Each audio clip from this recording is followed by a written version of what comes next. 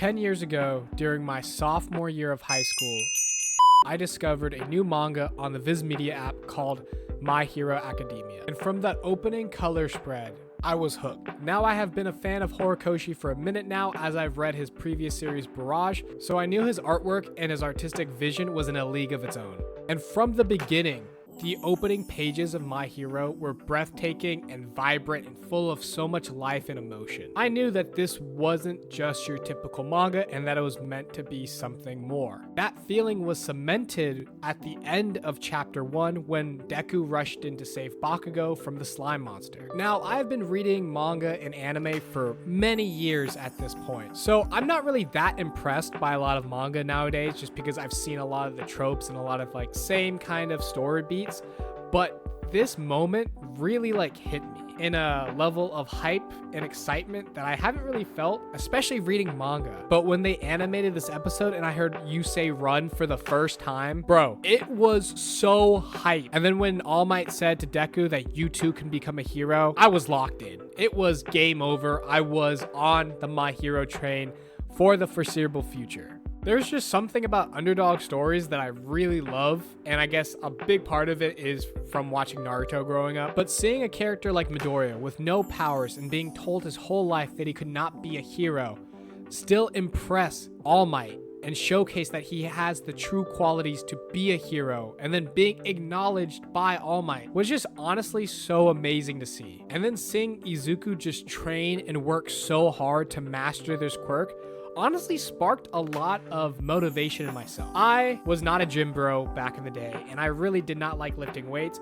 but seeing this scrawny kid training with All Might, lifting fridges, I was like, I gotta go do something. And it inspired me to change and me to do something different.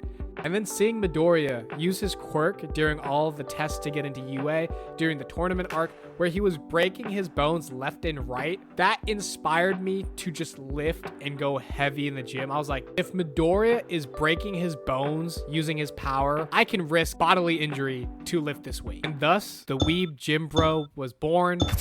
And I was blasting When You Say Run constantly. I still do to this day. The best PR song of all time. And My Hero didn't just stop there. It kept inspiring its readers week after week with these amazing arcs and amazing character journeys. I remember when Todoroki versus Deku came out and it broke the internet, followed by Stain versus Deku, Ida, and Todoroki, and then going even into the training arc where we saw Deku versus Muscular. And don't even get me started on All Might versus Allforone. I remember when that episode came out, everyone was dropping United States of Smash like it was no one's business, and that was one of the coldest moments in anime, and I'm pretty sure it won all of the Crunchyroll awards for that year.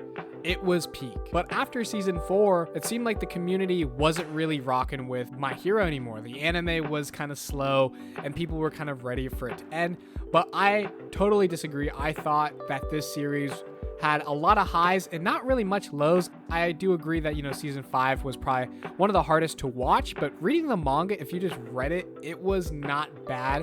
And even this final war, which I love, I think it's one of the best final wars I've read, but the consensus is that it's okay, and sometimes it might not even be that good. But honestly, I think the community is being really harsh on this series. I don't know why the anime community just likes to hate on My Hero. I'm pretty sure most of it is the fandom. Oh my god, bro. Oh, hell no, man. What the But if you just read the story, I don't really know how people cannot think that this is amazing or hype. And trust me, most of my friends, I'm fighting uphill battles to discuss this series a little bit more. But I honestly think that My Hero is one of the best shonens to come out in the last 20 years. And I think its biggest strength is with its character writing. So Horikoshi is really good at something I've talked about multiple times called emotional weight. Every fight and every character seems to have this really great sense of purpose and weight that comes with their arcs. So you feel a lot for these characters. And honestly, I feel more for these characters than I have in a lot of shonens I read. I just think they're really fleshed out and their problems and fears are really relatable and easy for people to understand and connect with. And this final war is amazing. And the artwork of Horikoshi is just insane. Every page I'm looking at, I feel like I'm looking at like a Renaissance painting. Horikoshi is just that good. He is probably one of the best artists I've ever seen in my life, and it was always a privilege to see his manga, and it was always a disservice to see how Studio Bones would mess it up week after week. And they are currently doing that in season 7 right now, and I just pray to God that Mappa or Ufotable takes over My Hero. Please let that happen. But the final chapter of My Hero Academia just came out, and I want to talk about it. So the final chapter begins with an 8-year time skip, and we see Deku is narrating kind of the state of affairs of what's happening now, and he's a teacher at UA. And I really like Deku's speech here because it is summarizing everything he's learned, especially from the League of Villains and all of the villains he fought before, that people just want to be understood and be treated as equals. And Deku is starting off this chapter by acknowledging those differences and fears that he has fought throughout his hero career, and that even though that terrible war happened, it was the catalyst to start the change that he wanted to see in the hero world, where everyone, no matter if you have a power or not, will reach out to those in need. And unfortunately, we see the embers of One for All go out in Deku. We then skip to a middle school where we see a bunch of kids are preparing for their future. Some kids want to work with the support items in the support class, some people want to go to UA hero school, and some people want to work in the medical field. But nowadays, becoming a UA hero is very difficult. There is not really a need for heroes like there was back in the day, so now they're very selective with who they allow in that program. And we see a character named Dai who is very reminiscent of Deku because he has a really unremarkable quirk and no one really thinks he can be a hero with that quirk. And Dai is reflecting on his path in life because when he was a kid, everyone wanted to be like Deku, Bakugo, All Might, and Endeavor, but nowadays it seems like that's a childish dream to be a hero, and he's the only one that hasn't really grown up. And when he feels anxious, he comes to look at the statue of All Might. We then get to see Class 1A all grown up and them doing various hero work. We see that Toji is working on the relationship between humans and animorphs. We see that Uraraka, Frappi, Krati, and Ingenium are all doing counseling for kids and is helping out at elementary schools. We see Bakugo and Todoroki competing with one another to be the #1 hero. And then we just see that Deku is a teacher at UA with Eraserhead. And Deku is just reflecting on all the good work his classmates are doing, and Aizawa is saying, do you ever feel lonely? And Deku responds by saying that even if I go back to being quirkless, I can still use my experience to encourage other people, and I think that's pretty cool in a way. And then we see parallels with Deku from chapter 430 to chapter 1, where someone needs help and Deku dives out to save them. And interestingly enough, Dai is also there diving out to save this kid, but Deku gets to him first. And Dai starts fanboying out saying, oh, you're Deku or Izuku Modora, you're one of the greatest heroes. And Deku kind of just talks to him about his future, and Dai is just very apprehensive because of his quirk, and he's like, can I become a hero just like you guys? And Deku gets reflective because he used to say, could I be a hero just like All Might? And he kind of rambles to the kid about his quirk, but at the end he says, you too can be a hero. And Deku is saying that now that my dream has come true, it's my turn to give people dreams, which I think is a very beautiful message. It's a full circle moment where Deku's mentor told him he could be a hero, and now Deku is doing that to the kids that look up to him.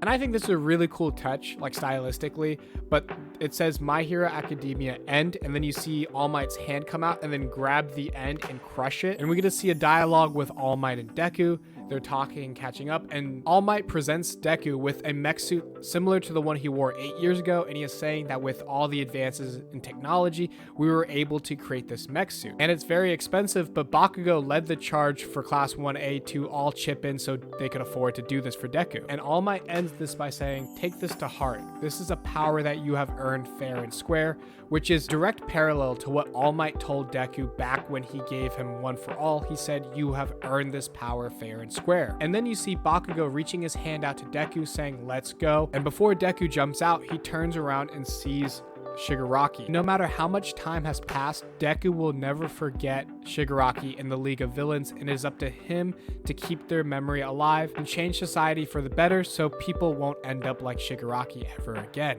And then we see a final spread of all of Class 1A all grown up, and it says this is the story of how all of us will keep reaching out our hands forever. And I think that's a beautiful way to end the series, and I really like how Deku has never forgotten about Shigaraki because If you forget about people like this, you create a society where more Shigarakis could appear, but always remembering the past and trying to do better, I think is the key to creating a better society. And I'm honestly so happy that Deku gets to be a hero again. I know that a lot of people had a lot of complaints that there are really no consequences in My Hero, but the man has been quirkless for 8 years, so I think it's about time he gets to join the heroes again.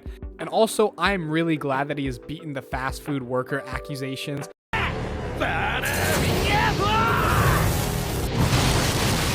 Deku won't be working at McDonald's talking about being a hero when you just want your number 5. He is a bona fide hero again, so I'm really glad that we don't have to deal with that anymore. But now that the series is over, I'm in a puddle of my own emotions. I can't believe it is finally over after 10 years. I've been reading My Hero week to week for these past 10 years. And now, next week, there's not going to be anything. And I always feel lucky whenever I get to finish a series that I was just so fortunate to be born in the same time that this series was going on. And that everything lined up where I could read it week to week until the very end. And I'm just so grateful to Horikoshi and to Shonen Jump for bringing this amazing series to the world. And I hope that this isn't the last time we will see these amazing characters, but if it is, it has been an amazing journey. And thank you so much, Kohei Horikoshi, for this incredible journey that you have taken us all on. I will always remember the motivation and lessons I've gotten from this series, and I will always go beyond Plus Ultra.